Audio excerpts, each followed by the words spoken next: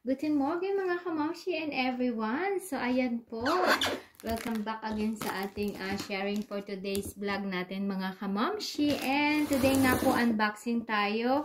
But before that, disclaimer lang, itong video na to ay hindi to sponsored mga kamamshi. So ayan mga kamamshi, alam niyo na yung magiging unboxing natin for today's is scooter po ito para po sa aming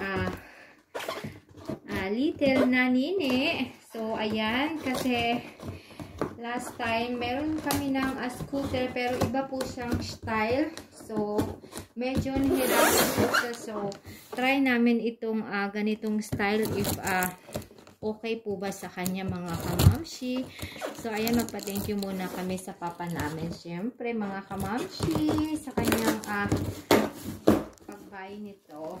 So, ganito po siya. So, sana nakikita nyo. So, ready na to. Iba siguro parang ready na to. And then, aayos na lang if kung ano pa yung mga needed. So, ayan mga kamamshi. So, ayan siya. Ganito na siya mga kamamshi yung kanyang style. So, bali ready na talaga.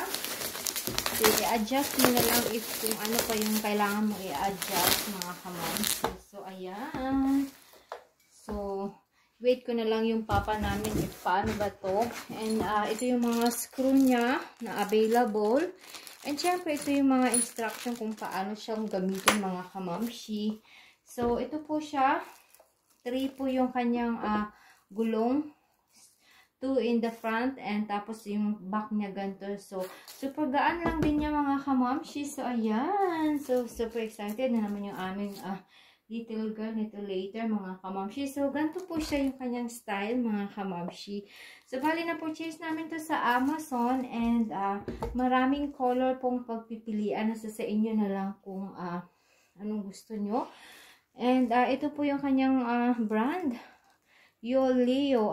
Paano ba ito pag-pronounce nito mga kamamshi? Pero ganyan po siya. Pero, so, maraming nag-purchase nito. So, ibig sabihin, good quality din po ito mga kamamshi. And also, ito po ay affordable price lang din siya mga kamamshi. So, ganyan siya. So, ayan lang. So, ayan lang muna may magiging sharing natin for today's ganap mga kamamshi. So, thank you everyone. Ciao, ciao!